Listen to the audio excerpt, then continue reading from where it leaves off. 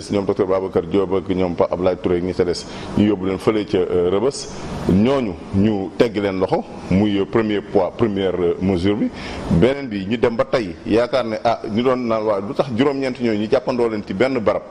jàppandoo te leen yóbbuwoon ci barab ba benn la donc li ñu leen di toppee lenn la ñu bàyyi ñii ba pare ñii ñëw téye leen ba léegi fële ne ci camp pénal amoon yaakaar ne tey bu ñu demee fële ci chambre d'accusation dinañ leen teg loxo gis nga ñu indi deuxième mesure mooy lan bàyyi ñaar ñi muy Ousmane Sarr ak Fallou Galass Seck téye Guy Marius Sagna moom ñu peesee ko ci beneen poids loolu di wane lan ba indi jeexi jaaxal ci ñi nga xamante ni moom askan bi ak ñun ñi nga xamante ni ñun ñooy seen di àndandoo ci kuréel yi nga xamante ni ñoo taxaw di xeex di nga xamante dafa jëm ci lu ñeel askan wi jeexi jaaxal bi jëm ci lan mooy ne kat yoon wi nga xamante ni justice bi nga xamante ni moom moo ñu tënk te nga xamante képp koo xamante ni am na lu lay ñu lay teg doole wala loo xamante ni jaaduwul nga yaakaar justice pour mu ñëw tegaat la ci sa ay droit justice bi kat ni ñu ko gisee ni justice moom fi mu ne ni mu demee lënt na sa xel nekk lu ñu yàgg a wax nag waaye yaakaar naa ne atte bii nii am tey dafay ñëw gën a firndeel lool. Fatou. voilà Daouda dañu lay nuyu di nuyu également maître nuyu Ndeye Dimet ak Fatoumata est-ce que duñu wax ne Guy Marius Sagna dafa mel ne moom moo intéressé ba tax bokk wala bokk c'est le principal auteur wu ñoo lànk bi wala ci la bokk ba tax tey ñu tey ko ci kaso bi. waaw xam nga mooy singali gi ñu ko singali rek te moom wax dëgg yàlla dara la ci waaye du ci lépp ndaxte boo xoolee gannaaw ba ñu ko tëjee léegi yaakaar naa tey la wàllu gën a ay ci jëm ci manifester yi nga xam ne ñu ngi koy manifester di ŋàññi di ñaaw li nga xamante ni dogal la bu càmm gi maanaam état bi jël ñeel yokk njëgu mbëj ji électricité bi léegi yaakaar naa ne mën nañ delluwaat ci ginnaaw ndaxte Guy Marius Sagna bi mu génnee kaso yàggul lan moo taxoon mu dugg kaso booba ñun waa FRAPP France Dégage ñun ñoo amoon benn jano ak taskatu xabaar yi def ay jàngat ci li nga xam moom la député Khoureychi Niass waxoon fële ne kaas nag ak li nga xamante ni moom la ministre français bi fi ñëwoon wax ne kat France dafay chantage Sénégal ci lu jëm ci wàllu terrorisme bëgg a jot suñu pétrole bi te loolu li ñu wax ay feela yoo xamante ni yaakaar naa ñi ko wax ñi ngi fii Khoureychi Niass mi ngi fii nii te itam kii ministre français bi ma wax tamit mi ngi fii nii donc ñu jël ko daje moom ñu doon daje taskatu xibaar bi Guy Marius nekk fa woon benn ñaar texte bi moom bind ko ñun ñoo ko bind FRAPP France Dégage beneen bi itam président bi nga xamante ni fa lañ ko doon defee moom nekk fa woon ba ca topp itam moom mooy moom Guy Marius Sagna musul partagé texte boobu noonu ci page am waaye ñu ñëw jiiñ ko loolu noonu jël ko denc ko te boo xoolee section de recherche dañ koy yóbbu ñun ñu ngi fa woon dafa demoon ba gendarme takk der yi fa nekkoon ñoom dañoo dem ba am kersa ci mbir mi ndaxte gis nañ ne kat retour de parquet yëpp boobu ñu ngi jéem a jéem a sos jéem a inventé lépp lenn loo xam mën nañ ko mën a teg ci ndoddam ba mën koo làq mënuñu am daaw de benn lecture loolu noonu moom moo ñëwaat fii nii bi ñuy jàpp dañoo mbaal Guy Marius Sagna lañ bëggoon a jàpp waaye far jàppaale juróom-ñeent. alors léegi li ñu doon bëgg a dem mooy jéem a segg ba nga xam ki nga xam moom moo leen itteel muy Guy Marius Sagna ñu téye ko mais fàttali na Guy Marius Sagna li ko yóbbu woon palais lenn rek la mooy ne yokk gi nga xamante ni état bi da ko jël dogal na day yokk njëgu mbëj gi maanaam électricité bi mu metti askan wi yëpp laal poste askan wi yëpp nga xam dañoo nekk ci ay jafe-jafe ñu bëgg leen cee dolli loolu noonu looloo taxoon muy xeex donc du xeexu boppam du xeexu njabootam xeexu askan wi yëpp te loolu yaakaar naa ñëpp seedeel nañ ko amaana nag ñoom ni ñu doxalee te bëgguñu li nga xamante ni moom la Guy Marius Sagna di xeex askan wi fekk ko ci jàmmaarloo ak ñoom looloo tax ñu yaakaar ne bu ñu làkkee jant bi Guy Marius Sagna xeex bi dina jeex waaye gis nga bu ñu ko làqee ba tey jant bi tey la xeex bi gën a wule ñaay te dañ koy continuer ngir ñu teggi ko loxo ba pare ñu wàññi mënuñu am beneen lecture bu jëm ci ne multirécidiviste la li muy dugg ci kaso bi bëri na beneen bi mooy dañu ko may sursis maanaam bi mu génnee kaso ak léegi wax nga ko sànq yàggul xëy na taxul chef d'inculpation yi gën a corsé wu ci ñoom ba ñu tey ko ci kaso Fatou Abdou gis nga multirécidiviste ci lan ci dox ay akam ak ay yelleef li nga xamante ndayaate bokkeef gi maanaam constitution de la république moom moo ko may bépp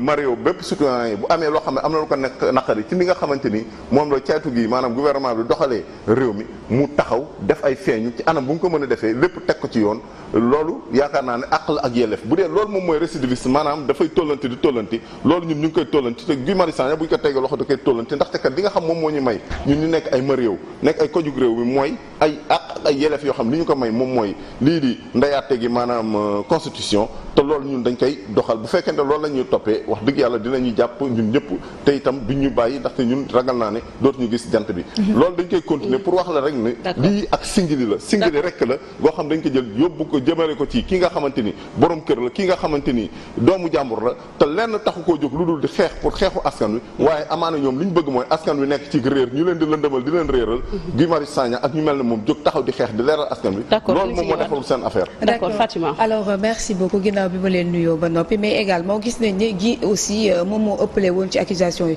bokk na ci li nga xamante ne moom moo di rébellion parce que gis nañ ne am na accrochage ak ki nga xamante ne moom moo di gendarme yi est-ce que tamit loolu bokkul ci li tax tam ñu téye ko.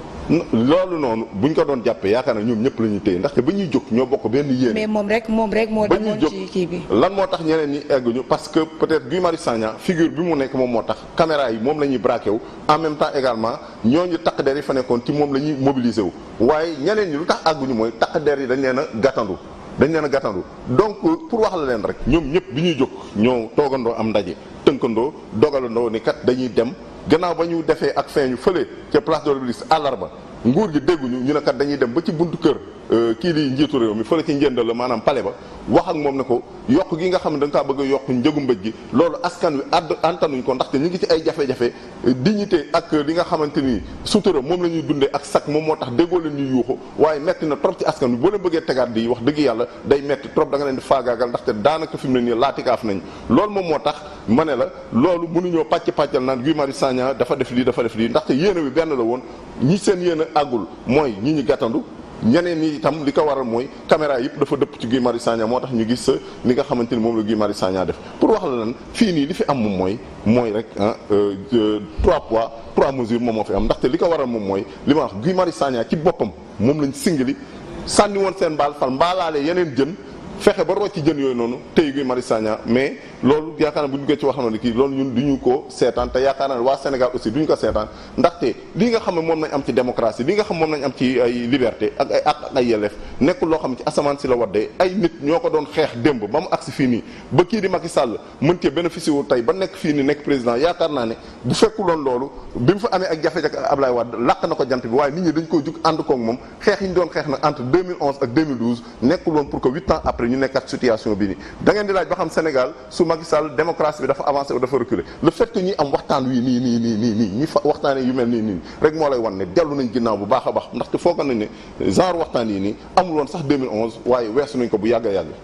alors dinañ ci dellu si waat bu ci kanamee alors maître Ndiogou Ndiaye tey bu ñu gisee Sénégal jamono ji arrestation yu bari na manifestation yu bari na ba pare li ci gën a doy waar sax nag gis nañu ne léegi nii ay nit yu civilu ñooy jàpp ay nit alors tey soo gisee xar kanam bi nga xamante ne nii moom lañ nemmeeku fan yi lan nga ñu mën a wax ci droits humains. waaw c'est vrai que Sénégal actuellement arrestation yu bëri na te boo xoolee arrestation yi yëpp li ko wund mooy affaire manifestation mais balaa may sori ci kàddu mi rek ngeen may ma manifester sama sympathie ci xale yi nga xam ne ñu ngi xeex. J'ai beaucoup de respect man avocat là j'ai beaucoup de respect pour les militants de la liberté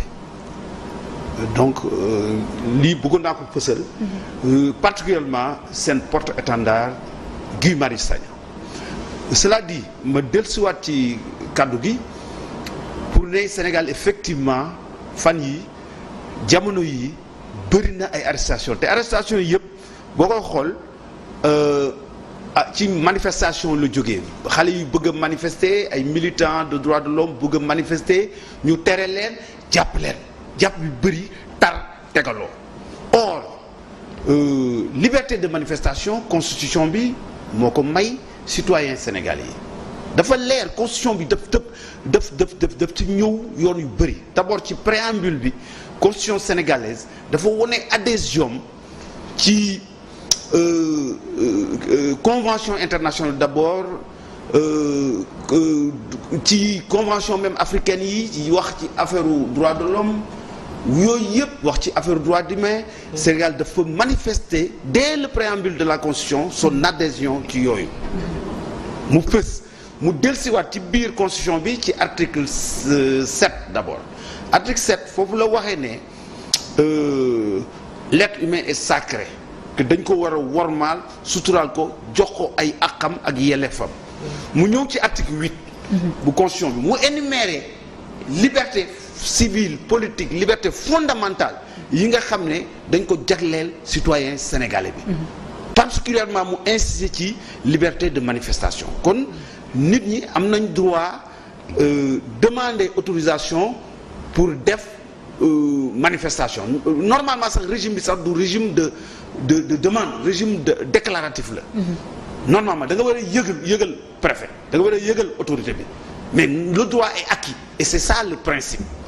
maintenant il faut savoir aussi ñu xam ne aussi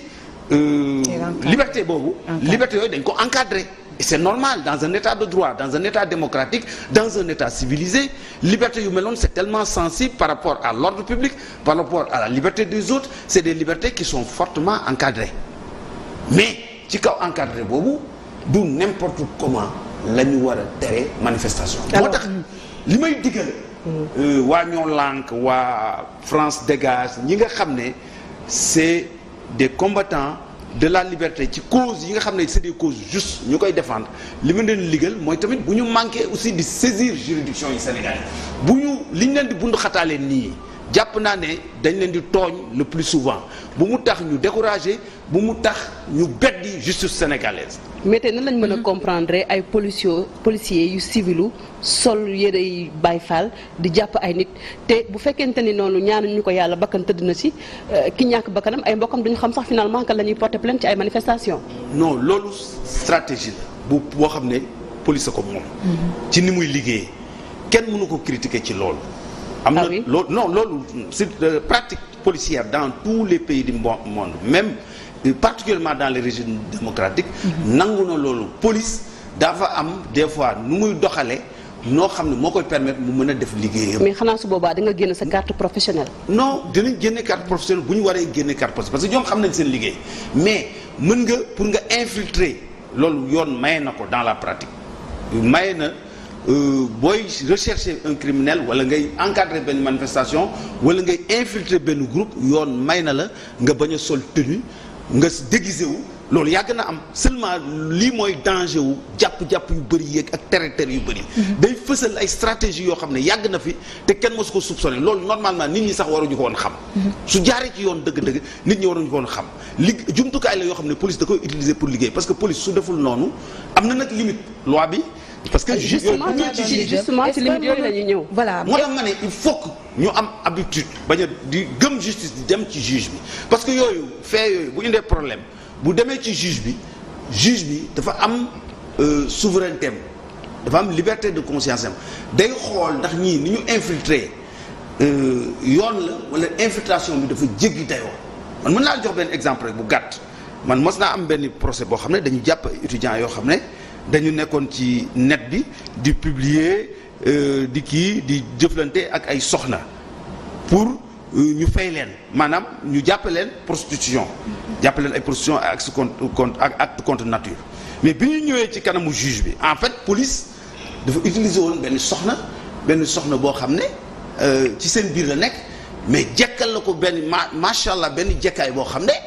yu mel noonu yoon daf koy tere c'est-à-dire que doo pousser nit ki à la faute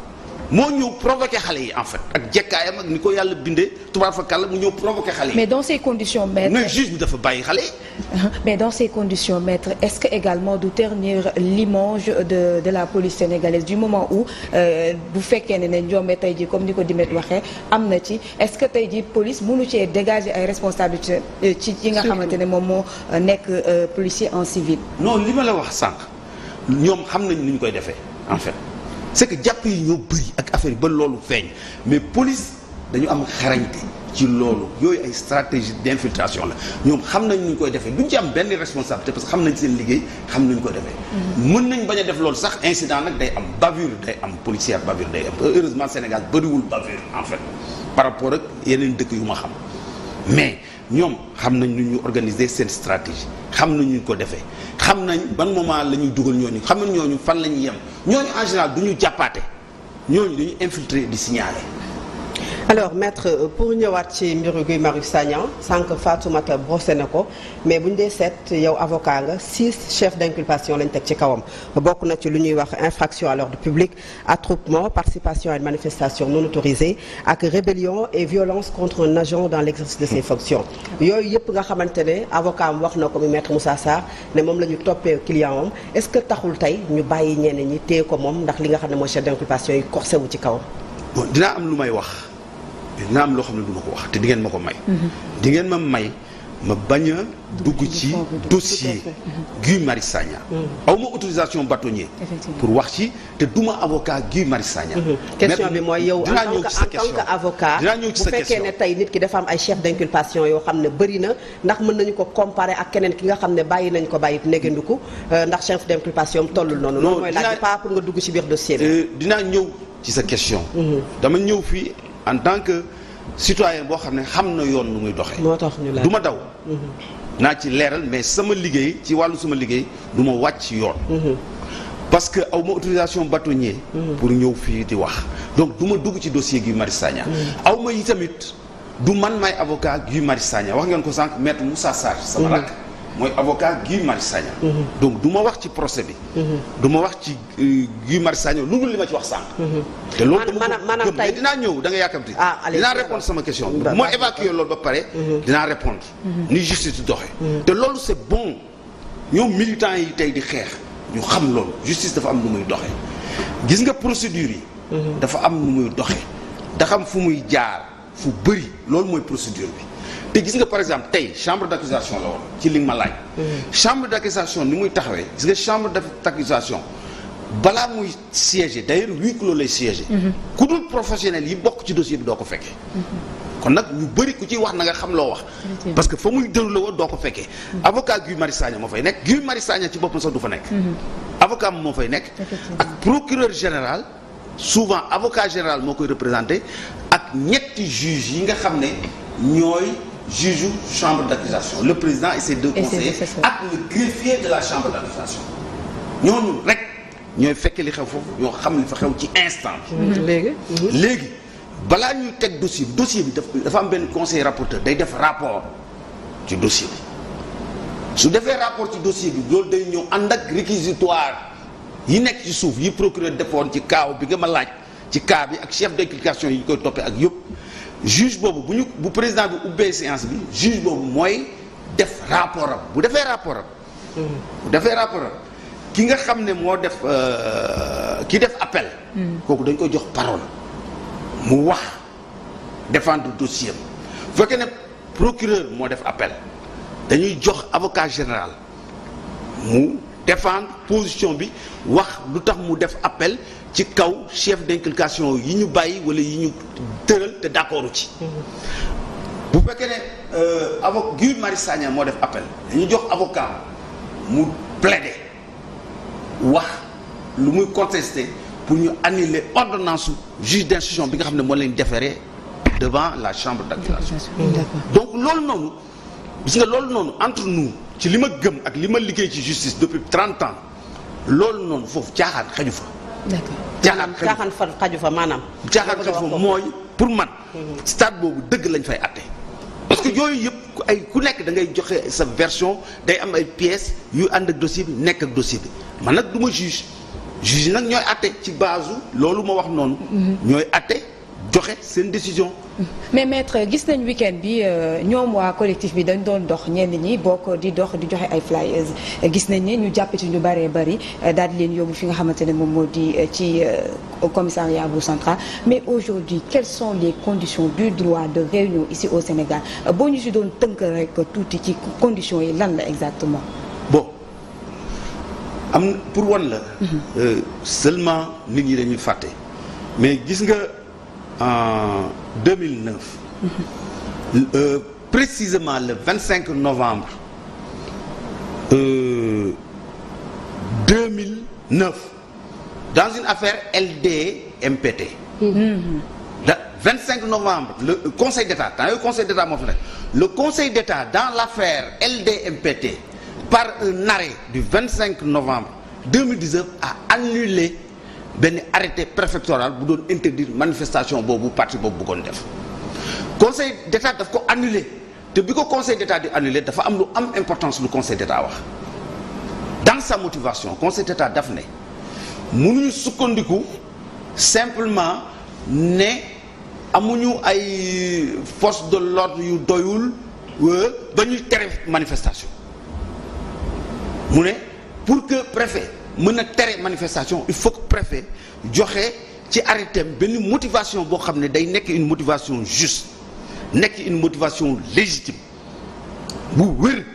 buy wone ne manifestation bi bés bu amee dëkk bi tas bés bu amee du baax mais warul yem rek ci ne way amuñu ay alkaati yu doy amuñu lii superficiel motivation bi dëgërul parce que conseil d'état daf ne parce que moom dafa war a def un contrôle normal pour mu mën a def un contrôle normal il faut ci arrêté préfectoral bi ñu won ko yan motivation profonde moo tax préfet bi di arrêté manifestation dans l'affaire LDMPT à l'époque mais mu ne conseil d'état ne moom gisu ci lu tax ñu war a tere manifestation bi mu annulé arrêté préfectoral bi mieux en 2010 vous vous en souvenez bu ngeen ko fàttalikoo à l'ultime moment bi guerre Côte d'Ivoire bi di tar ñoom ñuy def benn manifestation pour ne Gbagbo comme ni ko ñii di waxee tey jii France dégage ñoom ñuy wax Gbagbo dégage que dañu bëgg Gbagbo abale ñu organiser benn marche pour dox mais préfet bi tere ko ne bon y a le y a le FESMAN 3 mooy am donc. d'accord waaw police dafa jël ay agent bàyyi ma terminer tuuti. police dafa jël ay agent waaw agent de police am yëpp. yóbbu leen ci FESMAN bi donc mënul encadrer manifestation alors que c'était une manifestation pacifique. d'accord Cour suprême annulé arrêté préfectoral bi. mais tey jii réunion boobu noonu est-ce que réunion publique la du moment où dañ doon joxe loo xamante ne amul dara loo xamante day inciter population bi à ce que ñu révolté wu c'était juste des flyers yoo xamante ne. non mooy flyers yi ngay wax. voilà c'est ça boobu loolu est-ce que on peut le qualifier comme réunion publique. non flyers yi non c'est pas une réunion publique flyers yi en réalité la preuve je crois que bàyyi nañ leen. démb nañ leen justement bàyyi nañ leen mais est-ce que yoon la woon ñu téye leen pendant presque 48 heures. non xam nga est-ce que yoon la woon bu ñu ko analyser à posteriori mën nañu wax ne du yoon. parce que c'est des militants d'une cause yoo xam ne troublé wuñ l'ordre public defuñu dara saaga wuñ. te amul attroupement defuñu ay defuñu ay pancarte dañ doon distribuer ay flyers rek te flyers yi man gisuma ko mais yaakaar naa ne li ci nekkoon du loo xam ne lii ça porte atteinte aux bonnes mœurs wala doon la preuve erreur la preuve libéré nañ leen. su fekkoon ne du erreur su fekkoon ne dañu tooñ su fekkoon ne dañu violer loi bi duñ leen mos a bàyyi. est-ce que wala boog bu ñu leen di bàyyi wala attends ma bañ a juum bu ñu leen wala boog bu ñu leen di bàyyi day tegu ci yoon. maître est-ce que war nañu dem ci Sénégal ba ñuy wax ne teg nañu nit loxo par erreur ay ndaw yoo xam ne dañu génn am droit am liberté d'expression am droit de manifester droit dox loolu moom daanaka garantir nañu ko. ba ci espace CEDEAO est-ce que tey police war na def boobu erreur. mooy li may wax rek ni nga leen ko ba kiiwalee noonu bëgg leen ko yombalal noonu. man li may wax rek très humblement li may wax rek mooy. war nañu dalaat Sénégal ñëpp nag lay wax ci ñi ma ko war a wax ñu dellusiwaat dal dellusi tolérance parce que gis nga ñàkk a dal ak bañ a am tolérance mooy indi yenn déviation yi. mais est-ce que gisoo tey ni dal googu ci nguur gi lañ ko war a gën a séentoo. bon ci ñëpp. garantie non ci ñëpp parce que aussi ci ñëpp côté nguur gi d'abord. faut le dire parce que ñoom ñoo yore pouvoir bi ñoom ñoo yore doole ji ñoom ñoo yore. li nga xam ne nii moo war a aar askan wi donc bu ñuy wax waxu dal di wax waxu tolérance ci ñëpp ci ñoom lañ ko war a séentoo en premier lieu. d'accord mais en revanche aussi ñi am combat yu ñuy mëne moo xam ay société civile moo xam ay combat de principe la pour les droits de l'homme pour les droits humains moo xam ay combat politique lañ ñooñu tamit war nañ jekkalaat seen toogaay war nañ jekkalal seen taxawaay pour éviter ay friction je suis de ton côté j'essaie de dire très humblement la vérité. d'accord dinañ ci ñëwaat alors Daouda wax nañ ko léegi distribution de flyers yi dégg nañu ngeen wax ni suba ci àllarba ji fas yéenewaat ngeen delloowaat buum ci mboy ga est-ce que nekku leen actuellement ni di défier pouvoir bi. waaw Ndeye Dime da nga may maître comme ñun moom nous sommes ouverts au conseil maanaam ku ñuy xelal dañuy jël. mu wax ñu ñun naka lañ ñàkk a daladee ak nan lañu war a dalee ndax lan la dégg ci dal ndax ñu yóbbaale loolu. bon su fekkee ni mën naa tontu. allez-y dem. c'est-à-dire ñoom comme li nga wax ni déjà répondre gum ci question bi mais man je peux anticiper. allez-y je peux anticiper nga tënk ko gaaw rek parce que moom moo war a jëlaat parole bi responsable. mën naa anticiper mën na gaaw gis nga ñoom ñu ngi am problème ci affaire flyers yi ah ñu ngi koy réglé wul indi na coow ñu bëgg a delluwaat buum ca mboy bëgga au lieu de ça man li may conseiller mooy ñu toog seen biir stratégie ñu ngi fii ñoom ay professionnels lañ c'est des combattants. du benn stratégie moo nekk flyers kañ la xew yàggul man quand j'étais étudiant en France li ma doon liggéey pour fay sama yenn besoins yi en tant que étudiant dama doon distribuer ay prospectus. d'accord dinañu donc attends d'accord moo tax kon xam naa lan mooy distribuer ay flyers mais su naree jur coow. ñu reculer daal nga bëgg ñoom. non pas reculer ñu xoolaat seen ay stratégie du benn stratégie boobu moo fi nekk en matière de lutte d'information et de positionnement pour la défense d'un principe du loolu rek a fi nekk bu ñu ñëkk bu ñu focaliser wu ci loolu lépp luy indi coow nañ ko moytu waxuma ñu reculer waxuma ñu ragal waxuma ñu bàyyi seen combat je les respecte wax naa ko ci début émission waaw merci maître man damay gis un peu contradiction ci biir li maître wax ndaxte bu fekkente ne moom nee na a posteriori maanaam bi mbir mi jeexee ak ni mu jeexee ak ni ñu leen bàyyee kon li ñu doon def ñun muy séddale ay flyers nekkul loo xamante dafa violer loi ndaxte comme ni mu ko waxee bu fekkoon dafa violer loi amaana du ñu libérer. donc c'est autorisé par la loi. léegi daal bi moom mooy lan li nga xamante ni àq ak yelleef nga bàyyi ko ndaxte dafa am keneen ko xam ci geneen wàll gi amaana loolu arrangé wu ko mu bëgg la xañ sa àq boobu ak sa yelleef. bu amee kuy dal yaakaar naa ne ñun ñëpp ci li ñu war a dal mooy principe yi te principe yi nga xamante ni moom moo ñu tënk ñun ñëpp ci la ñu war a mën a dal moom mooy li nga xamante ni moom mooy constitution bi bu fekkee dans la constitution ou bien dans les lois. amu ci lenn loo xamante ni dafay aay lii di dox ci mbedd bi waxtaan ak ay sénégalais séddale ay flyers kon nag maître yaakaar naa ne foofu ñun amul lu ñu dal moom moo tax ñu ne ñun li nga xamante ni droit la du ñu nangu seetaan kenn di ko nasaxal moo tax ñu ne kat ñun dañuy delluwaat suba àllarba bu ñetti waxtu jotee bu ñu añee ba pare dem séddalewaat ay prospectus ak ay flyers foofu noonu ci boppam ñu jàppee woon suñu gars yi muy rond-point Sam te sax dañoo weesu foofu noonu parce que dañoo lancé l'opération flyers fépp méthode bu bees la méthode bu bees bi lan moo tax ngeen def comme ni mu ko waxee déedéet loolu du méthode parce que ñun suñu stratégie yaakaar naa ne décliné nañ ko suñu conférence de presse bi nga xam moom lañ amoon semaine bële nële ne kat li ñuy def moom mooy continuer contact yi ñu doon def rencontrer yenn njiitu yenn kuréelu way jëfandiku yi mooy consommateurs yi ak kuréelu syndicat yeeg ñooñu ba ci kilifa diine yi ñu dem waxtaan ak ñoom ci li nga xamante ni moom moo tax ñun ñuy xeex. ci geneen wàll ga itam ñu ne am na benn document benn ngara maanaam document boo xamante ni ñu ngi ci liggéey muy mémorandum ci lañ dëxëñ li nga xamante ni moom mooy argument yi wane ni yokk gi ñu yokk njëgu courant bi. tegawul fenn beneen bi tamit ñu ne ci ndeetalu weer bi ni dinañ amalaat manifestation bu mag a mag fii ci Dakar ci gox yeeg goxaat yi ak ci diaspora bi. xam nga loolu moom mooy kii li indi lii moom mooy parce que ñun heure bu ñuy jóg di xeex. li ñuy xeex moom mooy àq ak yelleefu sénégalais yi ñun ñu bokk ci biir sénégalais yi dox ci mbedd mi séddale ay flyers dafa bokk suñu àq ak suñu ay yelleef gis nga lii bu ñu ko sëggee ëllëg di nga gis yeneen sénégalais yu jóg di séddale ay flyers ñu teg leen loxo loolu nag moom la ñuy anticiper ndaxte li nga xam moom mooy principe bi la loi du varier li varier kay moom mooy humeur yi li varier kay moom mooy intérêt yi ñoom ñoo amul intérêt ñu séddale ay flyers ndaxte flyers yi li ñu ci def amul benn message subversif li ñu wax moom mooy c'est des faits parce que ñun rassemblement yi ñu organisé effectivement dañu communier ak sénégalais yi ñu def ay remontées d'information par rapport ak li ñu gis seen ay factures li ñu gis ci facture moom mooy état bi dafa leen di sàcc ndaxte dem di sensibiliser état bi dafa leen di sàcc d'accord te loolu waruñu ko nangu loolu la ñuy bañ a dégg ñu ne kat ñun flyers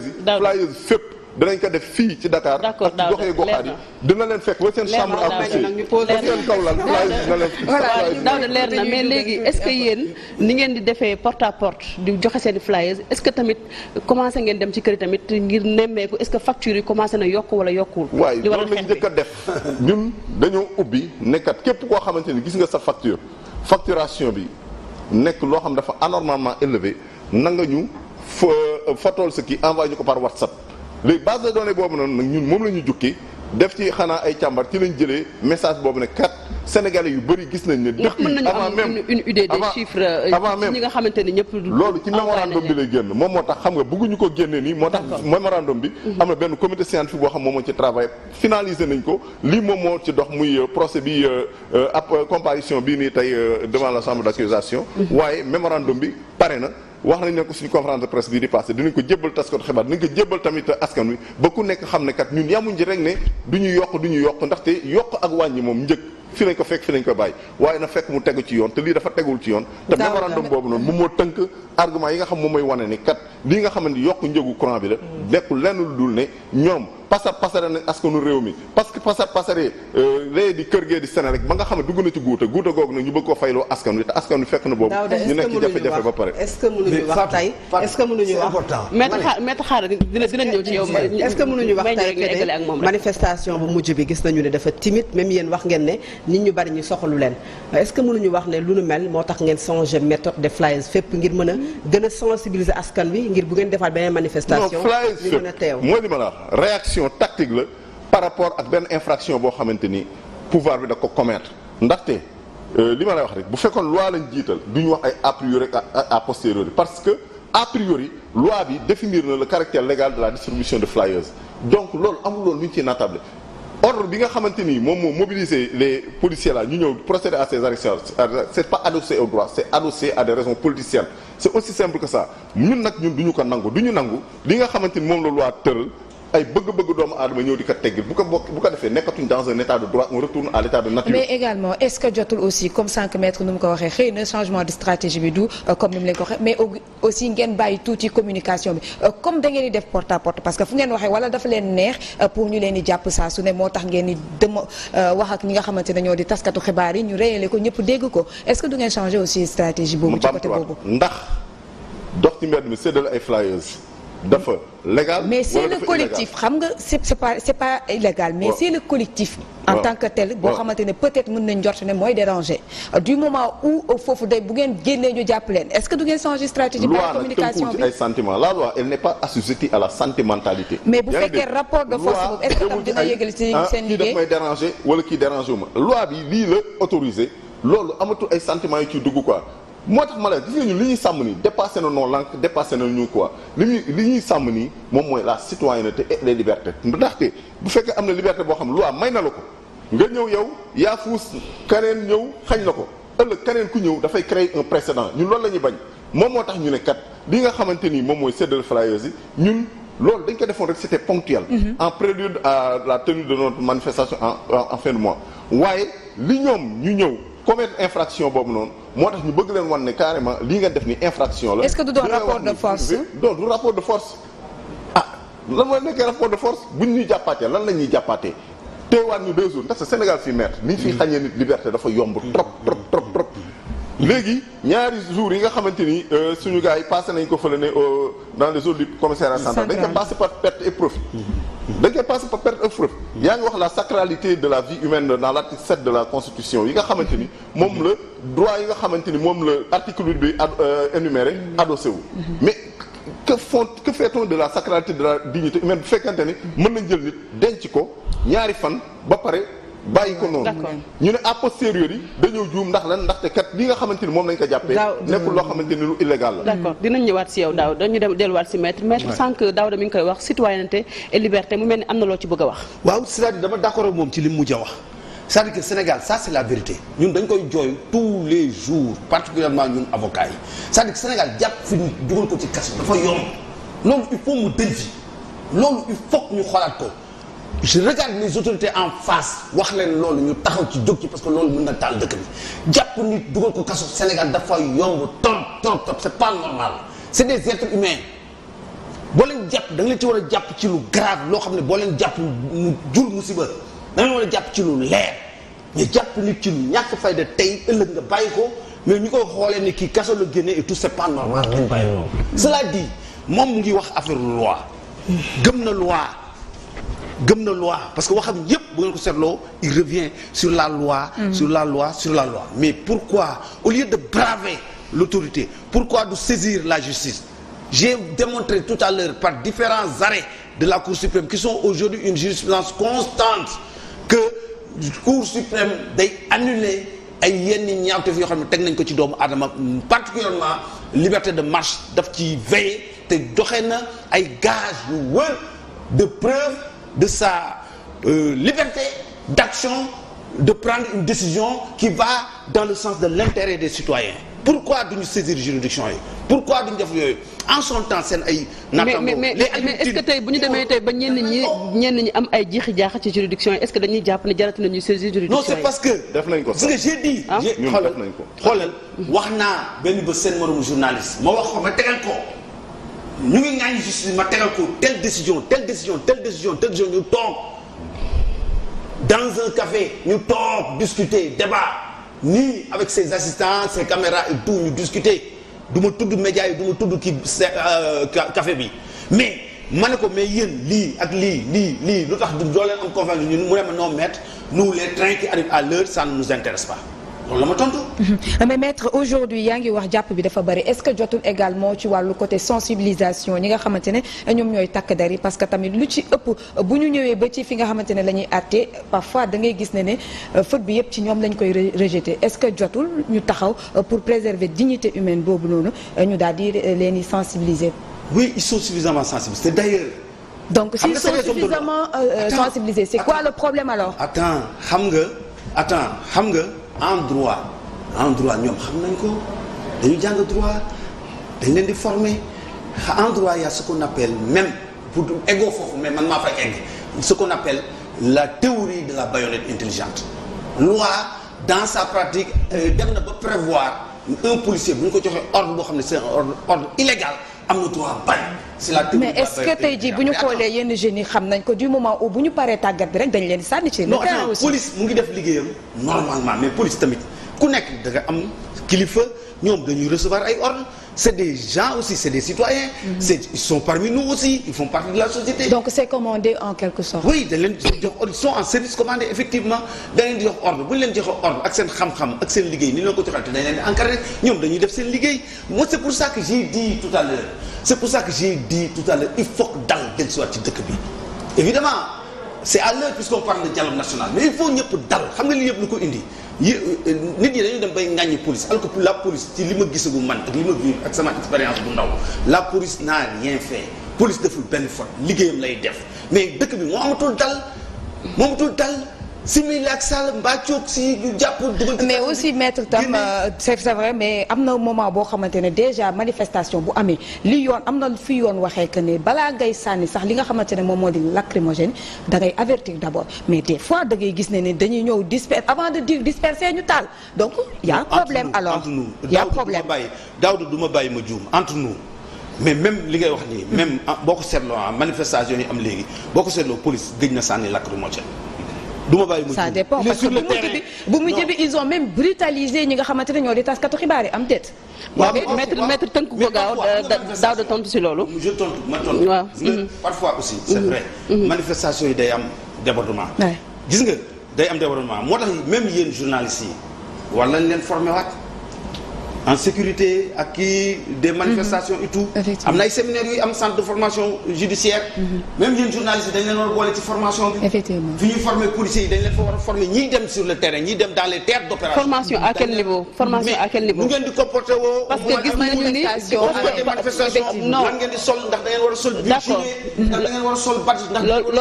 loolu d'accord naa. parce que day am ñuy infiltrer les combattants les vaillants combattants. maître d'accord naa mais li ñu seetlu mooy léeg-léeg sax journalistes yi la ñuy cibler des fois ci ay manifestations. c'est pas la police day am saay-saay. mais gis nañu ay images yoo xamante ne ni. les véritables combattants les gens sérieux les gens qui ont un idéal qui se battent et les policiers qui travaillent. mais parfois dinañ énervé même boo génnee sa carte presse parfois sax duñu gis dara dañ lay jël rek yóbbu la au donc ça pose problème aussi. donc la formation tam de ces jeunes là dafa war a nekk loo xamante ne c'est primordial pour un état de droit. ku nekk xam fi nga xamante ne. c'est vrai je suis d'accord Fatou. parce que tamit man fekkee naa manifestation des fois tamit. c'est comme ça tu as beau être policier. foofu la ñuy waxee en fait. je suis d'accord. voilà parce que lu ñu formé tamit. te ki nekk ci terrain bi aussi def lu ko neex tamit loolu moom vraiment. non duñ ko tey situation bi soo nekkee un jeune policier qui n'a pas encore d'expérience am na ay dossiers ci cas yooyu jeune policier bu amagul expérience qui veut faire son travail qui a reçu de l'ordre il faut aussi comprendre des fois il pète le plomb sans le faire exprès. D'accord. Ça arrive. D'accord. C'est pas tous les jours. Ça arrive. D'accord. Ça arrive. Ok. Il faut être indulgent. Ok. Pour ces gens-là qui sont là ñu wàcce leen fa à 7 heures du matin peut-être joxu leen sax taasu café ñu nekk ci naaj wi. et puis il rejette la faute sur la population. Non, je rejette la faute sur personne.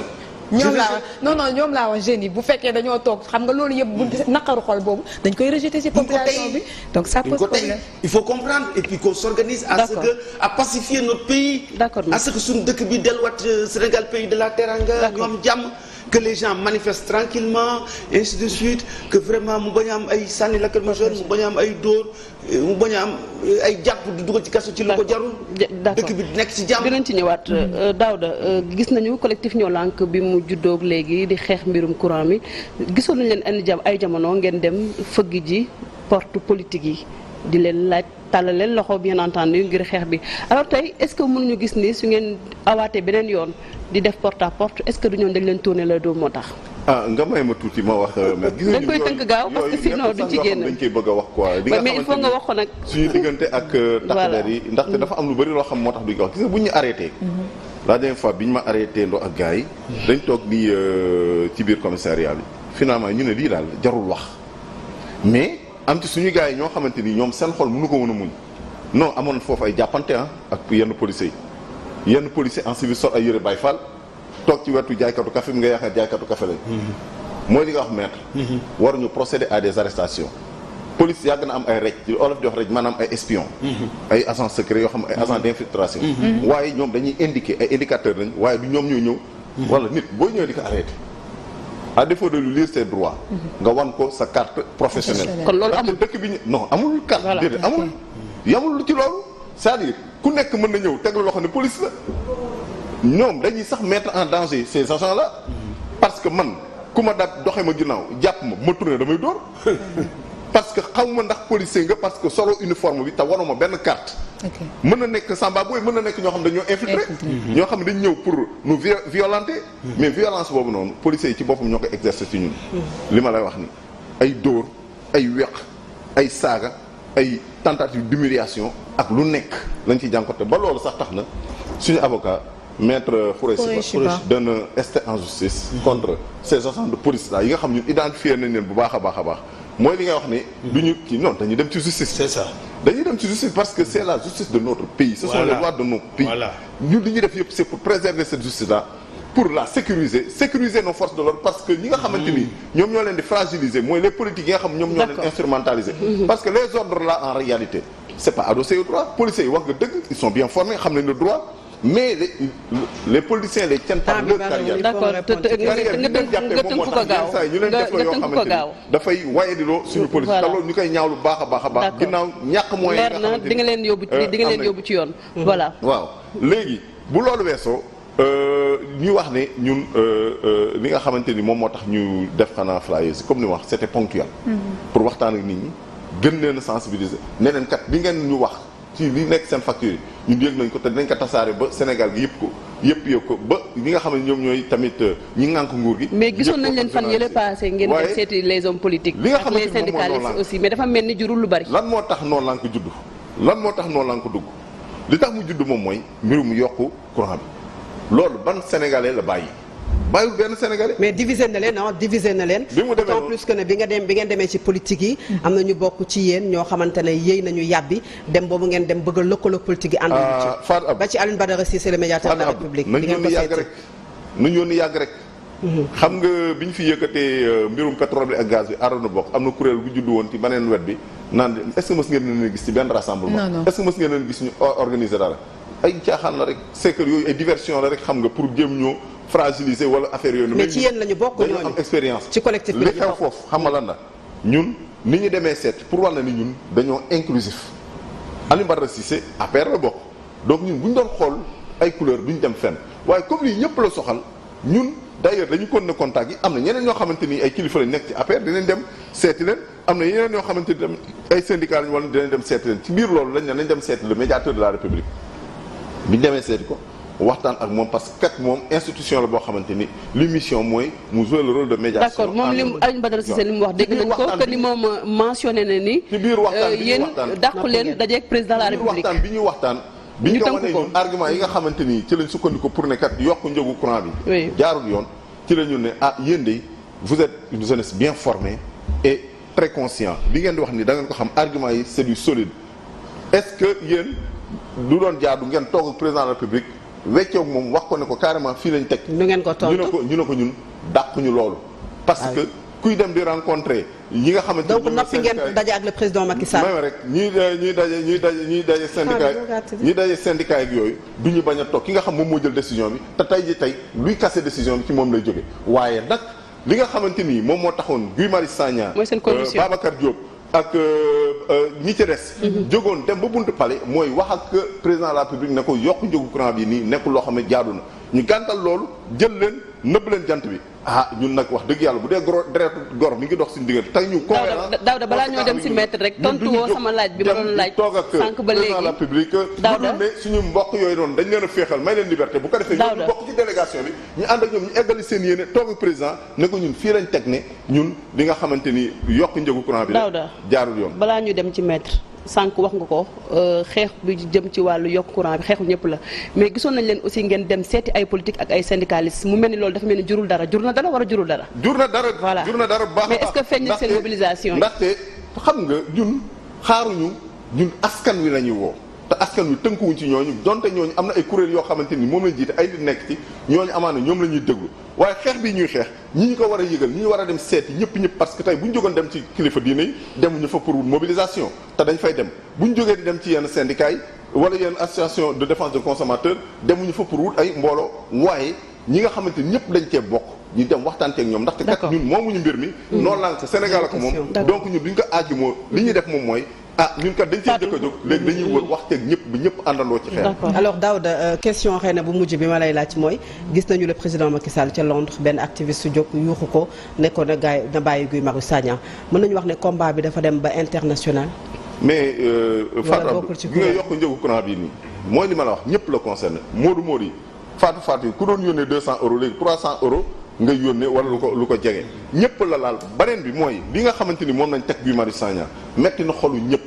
président Macky Sall ma koy wax ne ko moom ñi mu àndal bu fekkante ni moom bëgg na jàmm na may nit ñi jàmm sénégalais yi sonn nañ di ko muñ ak sutura ak sag bu mu ñëw di leen ci yokku courant bi ku jóg di yuuxu ne loolu ànd ci mu jël la tëj la. est-ce que bukki ba daloon Fatou nga may ñu rek